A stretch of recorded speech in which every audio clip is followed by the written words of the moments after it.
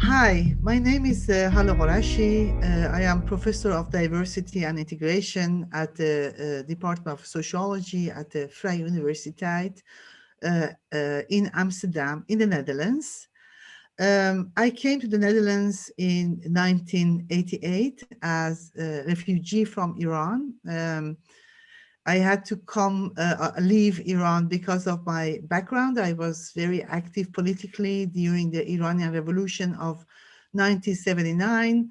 And as a leftist activist, it was a very defining moment in my life because I became very conscious of my role as an individual in changing societies. Although I have to say that being part of the revolution, although it was very beautiful, it didn't turn out to become something that I imagined to become a free society. So after 2 years of experiencing temporary freedom, reading a lot of books, being part of the societal change and experience the energy of social change, I faced, as many other Iranians, the suppression when the power vacuum was filled with one of the groups who were part of the revolution. So I had, after suppressive years, I had to leave. So I came to Netherlands and start my life again.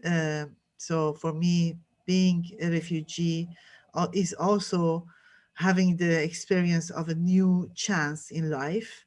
So when I came here, I started all over again with study, with work, and so the challenges I experience, I will share in this conversation together with Younes, um, whom I am privileged to have a conversation with. Younes, would you please say something about yourself? Yeah, thanks, Halleh. Well, my name is Younes Younes. Also, I'm from Syria. I came to the Netherlands 2015. In contrast with Halleh, I was not a political activist. I don't see myself in either parties in Syria, not the regime nor the opposition. I see that. I always hope that these two parties will come together and, make peace since the war started, but it didn't happen. As many Syrians, then the only option was to if you don't want to participate in the war, you have to find a way to escape, and that's what me and many people did. In the beginning, I was seeing myself as like I would say I was just want to be in the shadow. I didn't want to be active when I arrived to the Netherlands 2015 September. But in that during the journey, because I speak English, I felt myself engaged with so many people that tried to ask me how to help, and I know that at least 4 or 5 people changed their destination because of me, and they came to the Netherlands. And then I found out how important that people can, like one if they trust you, can you can make a change, making difference for them. So when I arrived to Amsterdam, and yeah, the same thing happened. I start to translate, and my life start to change, because or my thinking about what will I will do here start to change, because you see the difference you can make, and the importance of simple, maybe small thing you can do to others. Yeah, and then I I've been through different camps, and I ended up in Amsterdam 2016, where I met Professor Halleh Ghorashi in one of the evening talking about host project. And yeah, then the journey in the research started.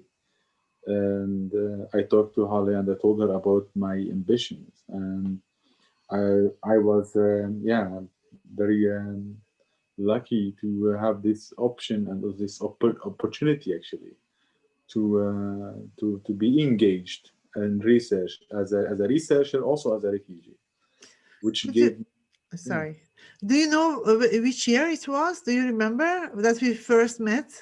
I think, yeah, I do remember, because it was when I was told about you. I was told about I don't know if I can mention names, but she one of the organizer of host, and it was 2016.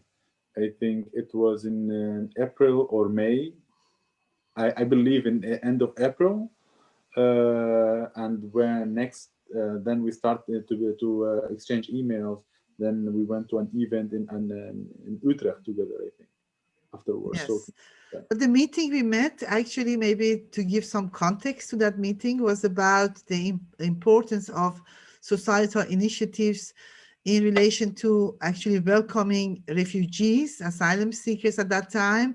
And I was invited as one of the speakers for that meeting, and you were invited as one of the speakers. So we heard about each other, but we have never met. So that was the first time we had a conversation. And it was very interesting conversation about the importance of the citizen initiatives in the ways that in those years, or that year after 2015, they engaged with inviting, welcoming refugees. So maybe that is an interesting link to go back to your experience. You came here. Uh, what happened? What did you see? What this aspect of welcoming, or what was what you experienced actually? Tell us more about it. Well, I experienced I felt the welcoming atmosphere in from the first 1 minute. I would say I stepped out of the train in Central Station, Amsterdam, when one volunteer asked me, "Are you from Syria?" I said yes, and it was around 1 a.m. At night, and in the morning, or it was like no, it's difficult. You cannot see or go anywhere in Amsterdam, and I don't know Amsterdam. So that was a big help for me, that somebody, from the moment that they are you there, would you like to find a place to sleep. That was amazing, because this was my I remember now in the train, because I didn't know where to go. I don't know where to search. I was with other guy with me, but I said, in the end I will sleep in the street. That was my impression when I'm in the train from I was crossing Germany to Netherlands. This is the welcoming that was make a big difference, because I didn't sleep in the street. I was taking care of, like, respected as a human being to sleep in a bed. That made a very good, I'd say, the impression in the start. Uh, And After, then tell us about the journey after that. yeah, That that's is also a very interesting journey. yeah. Then we were. I said that you will be joined at, like, a sport hall in Oost Amsterdam. Um, Also, it was like 200 for 200 people, something like that. It was a sport hall, so you see all the mess, bed next to bed. But it was not that bad, because you could see the people and the neighbors, who are, maybe they don't look like you, but they are helping you, and they are organizing themselves. The Red Cross, other from the church, from the maybe mosque as well. They are trying to engage, and yeah. Then when I met the first thing, as I said in the beginning, that the importance of small thing that you think, oh, it may not make difference, but it did. Because when I was translating for some people, I was standing outside, and one person came out of the car. I don't, like an Audi, a very luxurious car, in my opinion. Uh, and his, the guy asked me to translate between him and them, and I started, and then people gathered around me, and I was giving like an order, like for around 100 people. You can ask this, you can ask that. So some volunteers came to me after I finished, and they said, "Do you know to whom you were translating?" I said, "No, I didn't give attention for that." They said that was the Minister of Interior Affairs. Okay, that's good. Why you didn't tell me before? I could ask him something because I really didn't ask for myself. So that was interesting. And then they asked me if I can help, and I said, yeah, I would like to. And I joined the effort. I don't know if Liam, who mainly who came to me, and we started this connection because she saw that what I did and what I'm willing to do. So after that, we moved to Havenstraat, an old prison in the Zuid, Amsterdam. Then the first day, I still remember, it was like as you are going into abandoned, big scale building, you hear only the crows or like a death or screaming of prisoners. It's big building, and at least I never been in a prison. I never get into like police station in Syria or anywhere, so I don't know the vibe of prison. And then I get into that, and oh my god. May I give a context just again? This is, some of the prisons after Yeah, 2015, because there was need for reception of refugees and asylum seekers. So some of the old prisons transformed to asylum seeker centers, yeah, temporary for residents of asylum seekers. So that is one of the old prisons that hosted you at that time. So for you, it was a shock to see the difference of the welcoming and the cold space of prison as a new source of residence. No? yeah, well, yeah, exactly. And just to put it in the context that I wanted, I was willing to. It's about the difference, first impression.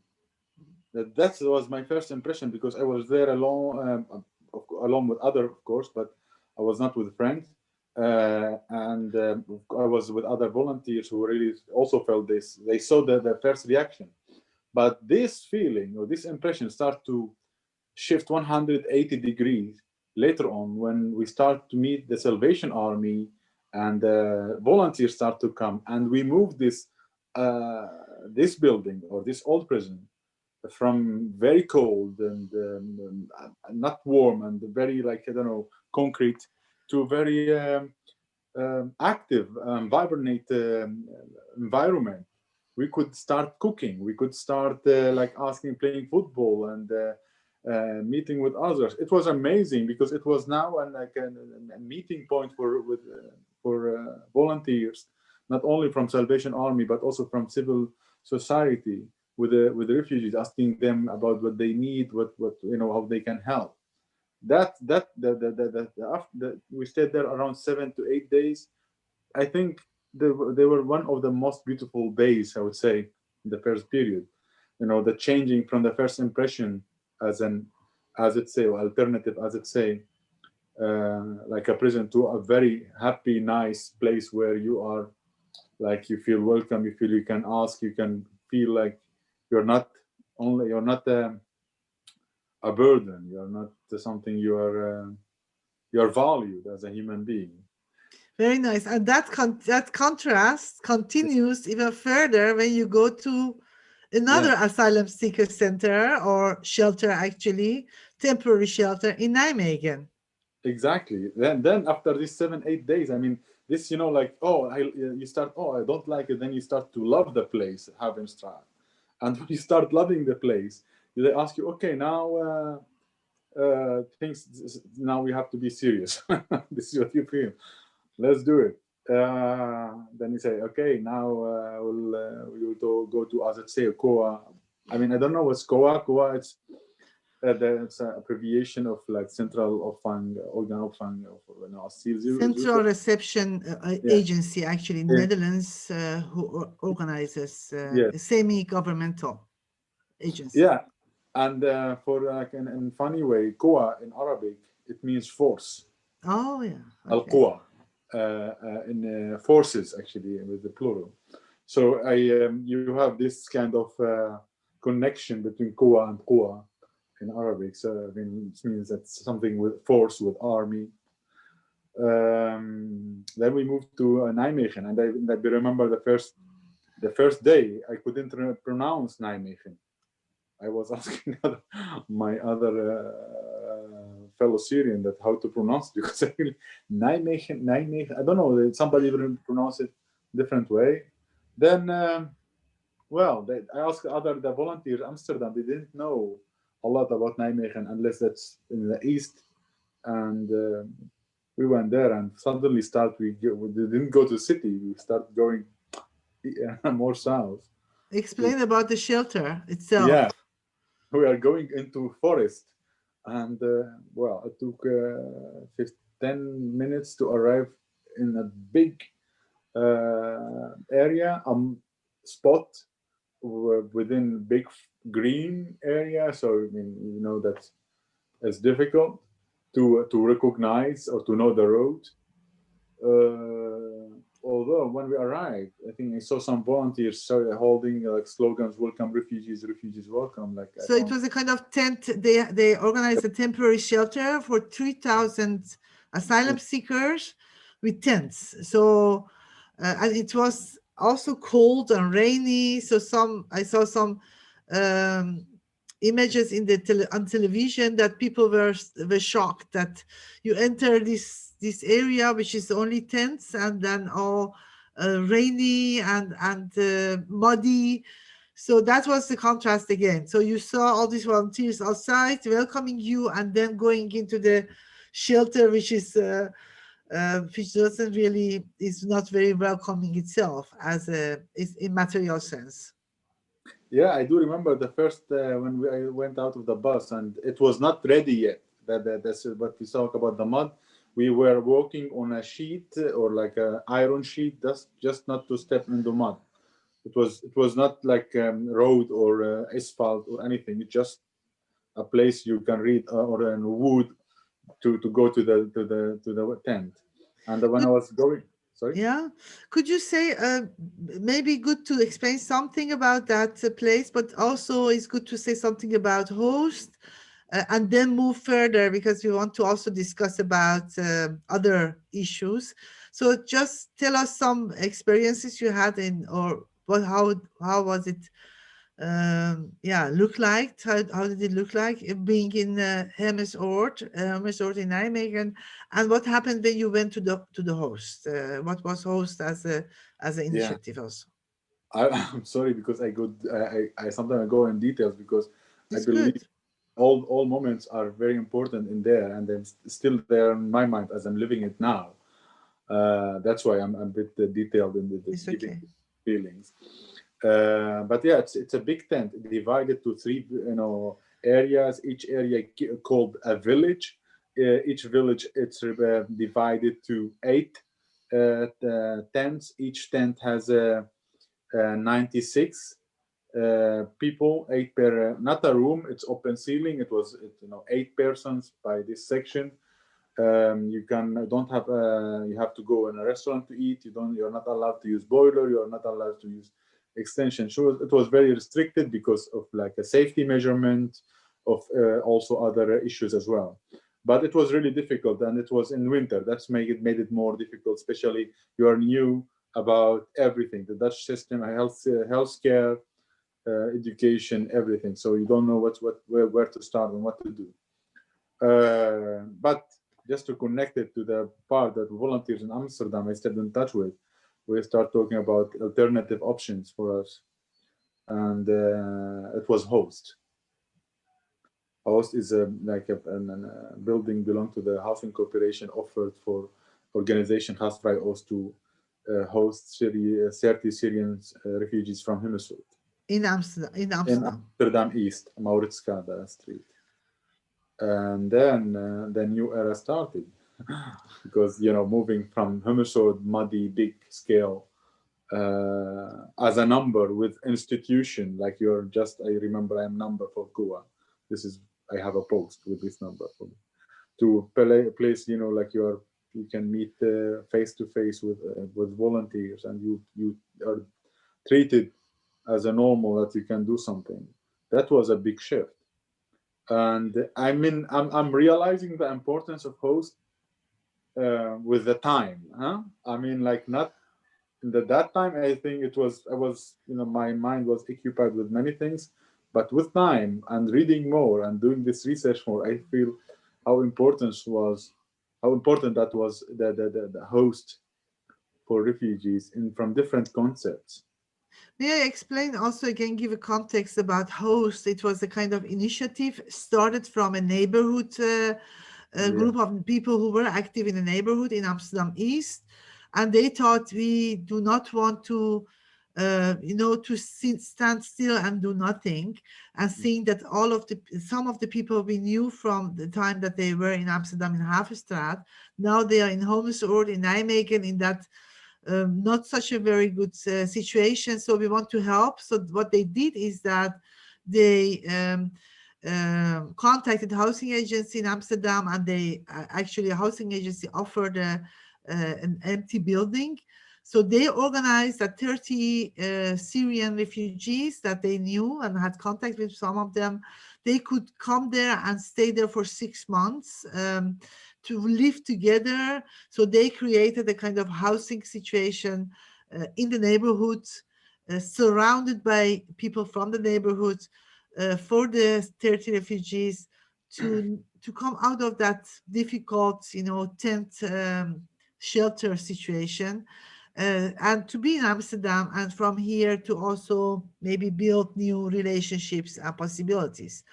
Although I can imagine, having talked to you, that yeah, when you have 30 Syrian refugees in a empty building, which is actually redundant, and you have to rebuild it and make it more livable, was not always very easy. But it shows, and now you say more than ever that that kind of people, that they were very engaged with your uh, with your destiny, with what the fact that the people were worried about you, and they wanted to do something to make the life more uh, livable for you. That is something which was the level of engagement that you talk about is very important. And if I go back to my time, I mean, Yeah. it was 30 years ago, 30 somewhat years ago, 1988. um, when I came here, my first experience was that the society was much more positive about diversity. There was not, as we have now, that there are very negative images in the newspapers or in the media about refugees and about migrants from Islamic countries. At that time, that was not done. So there was, in a time that the public sphere, public domain was not so negative about the discourses were not so negative about refugees and migrants from Islamic background. But in interaction with individuals, I felt that there was not much knowledge about my background. So what I felt, as I mentioned, I was an activist in Iran. So I was, as a 17-year-old woman, girl, actually, from the high school, became very active in political situation in Iran. And when I came here, when I talked to people, I was a bit, actually a bit, no, a lot shocked to see that people were looking at me as refugees who are pitiful, who need to be helped and do not much have to offer. And as a woman from a Middle Eastern society, probably not emancipated, suppressed by the men of my family. So for me, if people ask me, what was your first impression? Did you have culture shock? I always say, no, I had the shock of image of me. So the shock and the contrast between my self-image and the image others had of me. In that was the first thing. And the second thing was, so if you talk about asylum seeker centers, also temporary shelters, because of uh, the experienced crisis, often called refugee crisis in 2015. But as your story show, it was more governmental crisis to deal with refugees. In my time, 32 years ago, in 1988, this idea asylum seeker center started. So when I came in, many refugees before me, they didn't go to any camps or centers, but I had to go to a camp and register there, because that was the idea, to put all the refugees in one in large areas, camps, to keep control, but also maybe to provide help more effectively, to save, actually to be more efficient also in terms of costs. Um, I had the luck, I always say, I had the luck that I had 4 family members living here, so I could stay with them. I didn't have to go to the camps. And that has been, I always say, a very important factor in the fact that I could have a very early start in the new society. So because I had some connections, because I had 4 family members here, I could stay with them. And also I could start with the language courses very fast. After a year I was here, I could go to university, start my study in anthropology. And although my language, you know the struggle with Dutch language, when Younes as well, my language was not very good. After a year, you can't have a perfect or good level of language, but I knew enough to start an education. And through that education, I could develop my language as well. So there was a kind of synchronized development in my case, of knowledge and language learning, which was very essential in my later success, so that I didn't lose much time. I could start fast, and I could build actually and learn every moment to live, how to live in this new country, how to learn language, together with how to acquire knowledge, in this case, anthropological knowledge. What I realized in my work later on, that this fast start was essential, because in my growth, because I realized, and I would like to have your thoughts on that, many refugees like myself, when you come to a new country and you enter the safe haven, you feel actually relieved, but also you feel a burden or guilt of people who are left behind. You feel like that actually you have to be worthy of the fact that you are a refugee, and now you have opportunities. So what I did, I felt that I was like a kind of spring that was pressed, pressed for years, and then came loose when I had a chance. And when that energy came loose, it was important for me to have the conditions to develop it, and to make, to transform my motivation and the energy into something, uh, then, something very concrete, like studying, learning the language, building a new future, not wasting time. And I know that many people who have been staying in asylum seeker centers and waiting for years actually developed new problems, because they couldn't build a new life. And this guilt of losing and not being able to use this opportunity in the best way was so heavy for them, that actually some studies show that the psychological problems became more in the new country. because they couldn't move, they couldn't do anything. They had to wait and wait for years. In your case, that wasn't the case. In your case, and the case that I think many of people like you, there was this new kind of policy and attention for refugees to give them the possibility to have a new start. So I think there was a shift of um, in policy and in public debates that refugees have to start as soon as possible. What are your experiences about that? Well, I like you know, always I like listen to your stories because also I mean, you just put mirrors in front of me and I'll start to like see different pictures of me within these parts. My experience with this, I believe, you know, like, yeah, of course, I mean, I was also one of the lucky ones who could establish connection and present myself in a certain way, which also gave me an access to opportunities and resources. For others, I mean, who are neglected or they don't have the tools or the communication tools, neither the language nor the ability, and also they are suppressed by, you know, we are from Middle East, and I think Middle East is a place of conflicting ideologies. I mean, everybody's conflicting or injecting their people with certain ideologies, and especially against the West.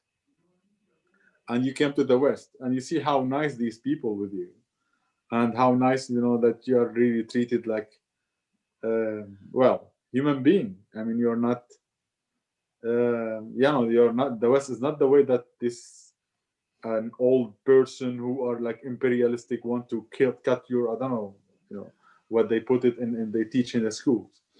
So I think some people, they had these ideas and they feel like, yeah, they are not, they're going to yeah, to the West. That doesn't seem that they can see themselves in these societies, but start to know that this is possible, and with the communication. So Is this really possible? Or did you feel, or the people around you, did you feel that you had the possibility to make a new start? Did you, although you know your experience, you show your experience a contrast. You see, you show the positive side of the society, people who really are interested in your destination and your destiny and want to contribute to it, and others who just, you know, maybe not, maybe the rules and regulations that limit you.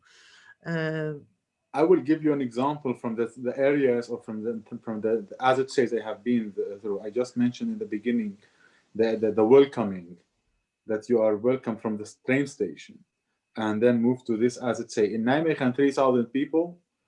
That it's a really big number. It's scary for any city to be around. I mean, in political terms, but the reaction of the civilians in Nijmegen, it was very phenomenal, in my opinion, in my impression. With this number, everybody had access, even he speak or not, had access to have a bike, to have like to meeting, to go for dinner, to communicate. This helped a lot. This is, you know, that although it was a big camp, but not any conflict. What you can hear in the right-wing media about the refugees are problematic. The refugees are here for, like, I don't know, or girls are afraid to walk around. No, none of these incidents happened. Because, you know, this, you could see people to people meeting, not like with certain stereotype uh, uh, involved in. But yeah, that gave an you know, many Dutch many Dutch language classes established, you know, back then. People who really don't speak any language start to learn it. They were really motivated. That's I mean, I remember somebody who really, like, 45 years old, he was just so much meeting other volunteers, learning new, like, every day 5 words, and try to engage because he want to start working. This is what I observed, and I noticed that could help even within a camp like Humusort with a massive yeah, yeah. number, could help to start in. That is exactly, I see in my story, I see a very strong contrast between, in my time, in your time now, you mentioned to right-wing media, there is do you see the extreme paradox in a way between, on the one side, the media and the public space that is quite negative compared to the 80s, quite negative about refugees and about Islam and migrants from Islamic countries. Um, and on the other side, you see a lot of engagement. So there is this kind of, maybe a kind of polarization even, of two very strong voices. In my time, the interesting thing was in the 80s, the public space was positive about diversity, but there was not so much engagement. So I was sometimes, I have been thinking about it. I was quite surprised that even people with leftist background, yeah, I thought they would be more interested in me from my background, being coming from Iran, but there wasn't real engagement. There wasn't that people really interested in me um, as a person with my experiences. So I felt that I was very much limited to the category of refugee, even though the public space was more positive, public debates were positive about diversity. So there is this interesting contrast to consider when I compare my experience with you. And then I think it's interesting now to go to the role of academia, maybe, because for me, it was my first year experiences essential in my academic choices. But academia, in my time when I started studying anthropology, was the only space I felt engagement. So I always say, in the beginning I didn't feel at home in the Netherlands, but I felt at home within anthropology department that I studied. That my students who studied with me, the teachers, they gave me the feeling of home and belonging, because there I was more than a refugee. And also, when I think about my choices in research, I chose to do narrative research, to focus on the stories and narratives of refugees and migrants. And the reason for it was also, again, my own experience, that I felt that as a refugee, the representation of refugees in the media and even in research in academia was very limited to the numbers and percentage of, for example, 30% or 40% of refugees have a job and the rest of them are unemployed. Or, we were always lagging behind in percentage.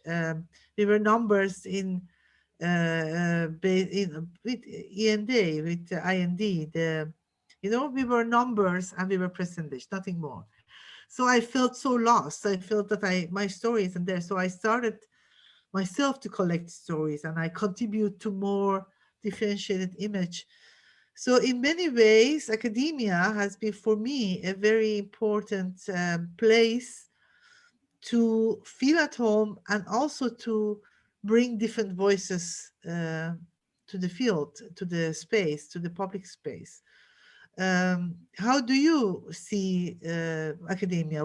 Because I know that in Hummus Org you were already connected to University of Nijmegen as well, researchers there. Yeah, well, the thing is, as I said, that yeah, that my conscious, or my realization of the situation started to grow back then. Like, you could hear a lot from the volunteers. Oh, there are this article about refugees, negative article. Oh, this the guy, he said that it was like some funny, like ridiculous stories that one Syrian guy said. I don't want to mention it, but it was really like, what the hell he's saying about this journalist. And then I start to think about, okay, like, there are some concerns about towards refugees. What are these concerns? Where it come from? And then they came in touch with Younes Radboud, one of your colleagues, I think. And then, yeah, the academia for me, I think it was a platform that to discuss all this in a very equal level and to bring you my voice. I remember also how much you encouraged me to, to speak up. Even my opinion could be, I know it's sometimes very sharp, very critical, but because I speak up, and then I really like also try to listen to others, and this is the process. It makes it more mature, as a voice, as a like reflection, and also talking with other fellow Dutch and friends and in the same field, you could figure out different areas for diversity and inclusion within the Dutch society. I want to maybe say something as a maybe also observation. I think that in your time when they started this, even it was maybe more positive as a vibe, that maybe that movement grew and needed time to grow till like 2015 to take action.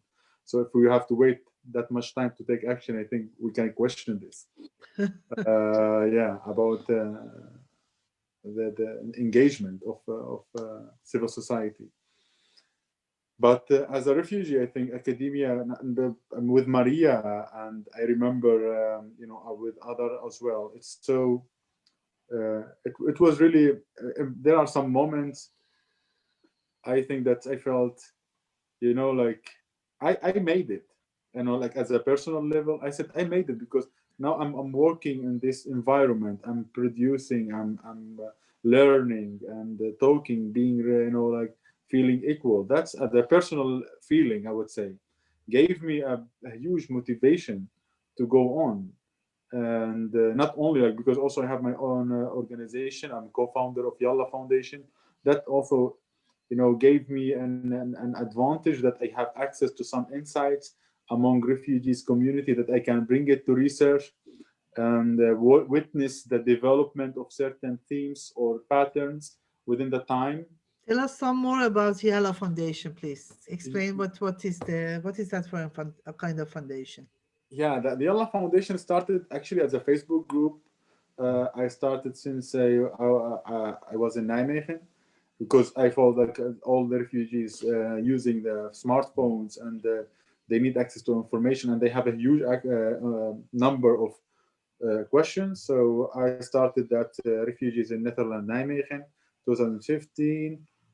Then with the help with the Dutch volunteer in Nijmegen, her name Marika Domen, she was also helping me because I was bringing the question to her, and she was bringing the answer from the Dutch side, and we were putting it in the Facebook group. Then the amount of data grew, and it was more like needs more categorization and more to find it in one place. Because if you use only Facebook, you have to return like 2 months ago for one question.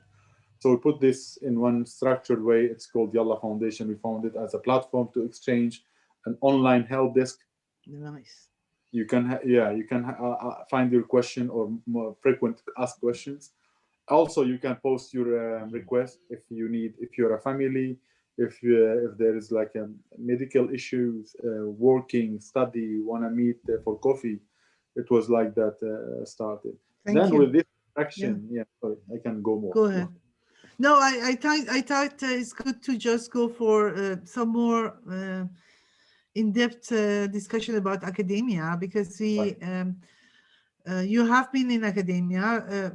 Of course, you have been very active with Yellow Foundation in connecting in terms of online connections, but also in academia, you have been part of several research. And there has been also some critique of academia in which that refugees often have been get involved or get involved in the projects but didn't get credits for it. In your case, I remember that in the beginning, I was so enthusiastic to have you in the team, and you have been doing a lot of interviews, but there was not enough time for you to also reflect on what it does, and for us to create time for you to reflect on what this kind of work does to you. So you were like a kind of interview machine in the beginning, and doing one interview after another.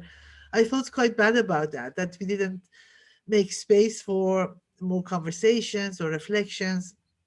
How would you, um, what would you advise actually for academics who really want to get engaged with refugees, and they see the importance of their contribution in their work? How can we do that better? I mean, what can be, what are the insights that you can give us, advice, insights? Uh, I believe, like it was an opportunity. What I have, I'm working with you and in your team, Ale. Not only in front of you, but it's really a valuable opportunity. The thing is also because that my role um, had to be, because I am speak the language, and it was big attention on also mainly Syrian refugees. So I had to do this much of interviews. But I would say, like, of course, especially my background, it was economy, and it could be, yeah. I mean, now I followed your course, and I'm following another course as well. It was, I think, it was before it was kind of good, but after this course, I think I started to, like, also think differently. So I would say, like, engaging in course, engaging in challenging. I remember the first assignment. It was like, I mean, yeah, the second assignment and the paper. So I mean, these kind of things. It gave me a challenge. It gave me an opportunity also. But I devoted time. I devoted, like, yeah. I mean, like, I did that in the interview. But I'm reading the theory now, so I can conceptualize it and I can put it in this context. Oh, that's, this kind of things. It happens to happened with me. That's, yeah, I needed this kind of Yeah. push in theories to learn. That's, I think, that's educational approach to yeah, to sharpen, I would say, increase the knowledge of sociological theories. If I look back myself and think about your engagement, I always found it very essential, your presence and your perspective in our group. And one of the examples I often use is that, I came as a refugee myself, so I had a refugee background. But then at some point, so I felt when I was just here in the Netherlands, what it meant to feel this existential insecurity, not to have any friendships, not to have any people around me, to be all by myself waiting for my residence permit. So it was a very scary time. But at some point, when I became secure, you have a good job, you have security, you have good money, you have friends around you, you forget that experience. And for us doing research about refugees, it's so important to stay close to that experience as well, and not forget the challenges that refugees have in the first years of their stay. And one example that really, for me, I really use it very, very often, is that I was, because I have been doing research about the impact of asylum seeker centers and waiting time on refugees in their mental and physical health in negative sense. I was actually very happy when COA, the agency, talked about, introduced the possibility of offering language and all these different kind of courses within the asylum seeker centers for the refugees. I was very happy about it. And you told me in one of the meetings, why are you so happy? The asylum seekers in asylum seeker centers, they want to leave. And if there is a course outside the center by these initiatives that gives them the feeling that they are more than a refugee, that is very important for them. If COA organizes all these courses inside, they don't have any reason to leave. And COA will also does not offer them money for traveling to go somewhere else.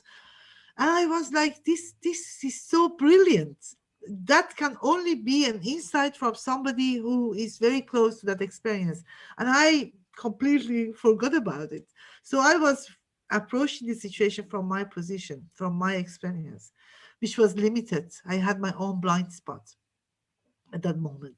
So, having you in our team really was a kind of created such a important connection with the experience that are very real and very uh, current in that sense. But what I really learned also is that we could have offered you more, maybe in the beginning, more courses to feel to be, more uh, engaged also theoretically with us. The only challenge I had at that time was I was searching for projects to give you a job, and for all those projects they wanted people to interview receiving. Exactly. So these are the struggles. But what my advice would be on all the scholars who are engaged and want to be engaged with refugees, which is amazing. uh, we need to really also discuss together with scholars like you with a refugee background who came here recently, but also among ourselves about the challenges of this kind of engagement to improve our possibilities and our conditions for the people like you, so that you can grow and also develop yourself theoretically. That is what I have learned from this engagement with you. It is a learning. It's a learning process, and I am happy. I mean, I get through it, and I don't regret it. And I am also brave enough to admit that I really want to learn more, and I will want to keep learning. It's not only for fun, because it's very interesting also for me to see things deeper and different angles from different lens. And like once what Maria said, that if you read about Bordeaux, you always use Bordeaux. If you read about Bond, you always read about. So these kind of things, I mean, you learn more. You see the like you see the society in different color, I would say. And also with the as you said, like you have your own refugee experience. I have my own refugee experience, and that helps a lot. And also in the end to provide insights that can maybe enrich some parts of refugee studies. And I don't Yeah. hope that the policymakers will care, but I'm just saying that as a refugee studies, and to bring it up. Also, but I'm a human being in the end. I am also, I would say, transparent. I mean, if I read something, you can see it in my face. Now I mean, I was like last week was very annoyed with Trump. You could see it on my face. And also about what happened in France, what happened in Austria. Uh, and I openly talk it. So I talk about it. I don't hide it. In the same time, I am now in a transition period that I'm getting my permit. I got my permit. Congratulations. Thank you very much. And I'm applying or maybe intake for nationality tomorrow. So this period that you are moving like forward, of course, this is also a question myself, because I was in an era that I never thought I would be able to see my family. I was focusing about like, okay, my life is here. And now, I mean, like, well, maybe there is possibility to see them again. So yeah, I mean, I was giving up, to be honest.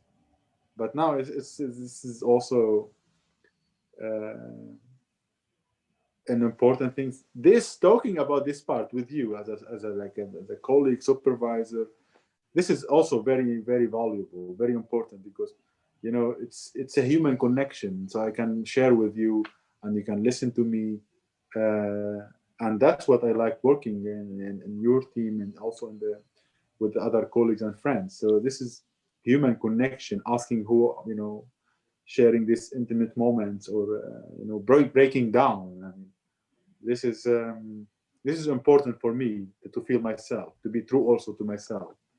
And you offer that, and on the team also the others.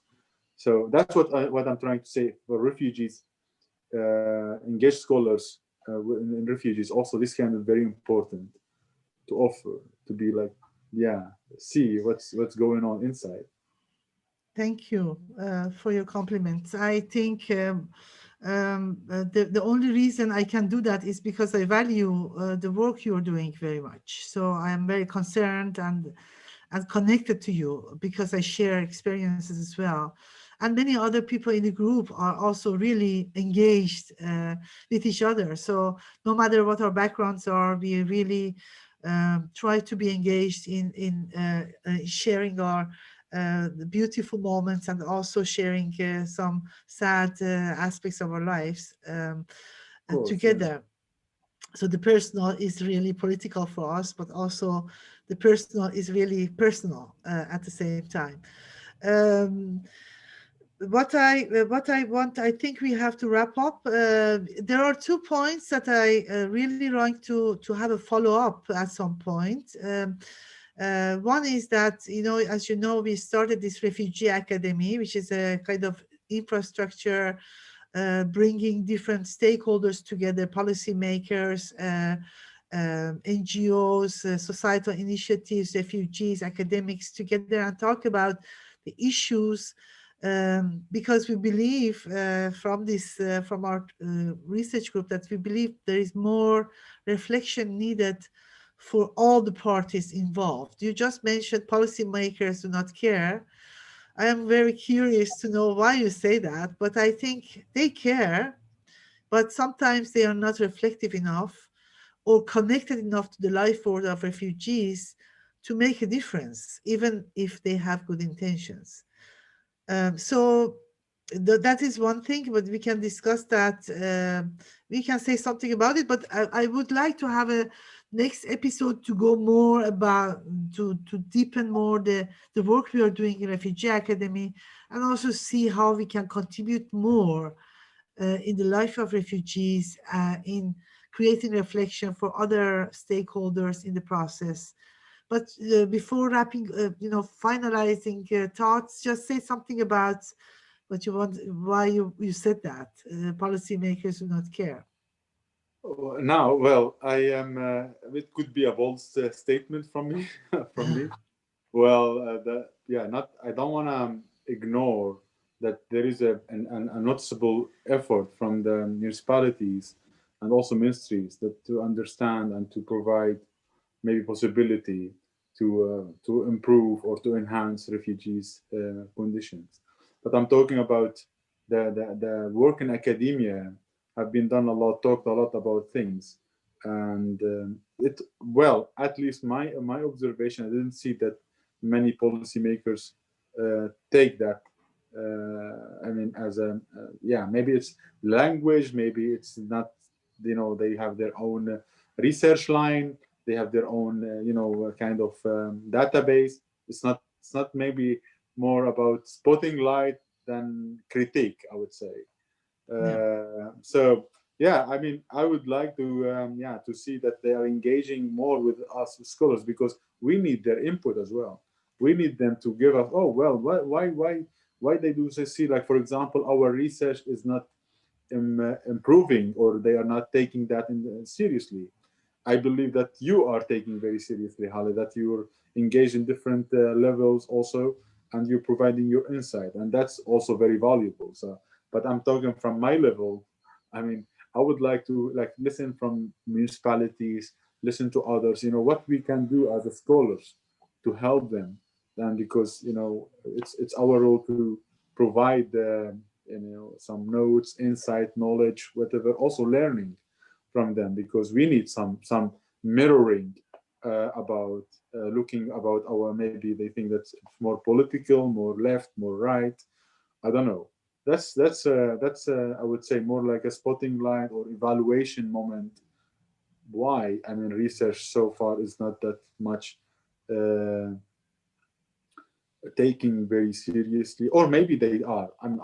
It's my Taking why the research does not take, research that is connected to policy does mm, not take the refugees' perspective more, you know, as a essential aspect of the research. Why not? And that is something that I have been struggling with. That's why I thought, I want to have narrative research. Although I know that policy-based research very much based on numbers, percentage, quantitative research. So I have really tried to push the narrative aspect to the policy in a way and make it more visible, but it's a tough cookie to crack. I have to admit. I think we need to have a next meeting or have a next conversation on this, talking about the refugee academy, our ambitions to connect these different stakeholders to learn from each other, and how can we bring that further? What are the challenges we have in this context in the Netherlands? What are the limitations? What are the possibilities? And talk further with that about that.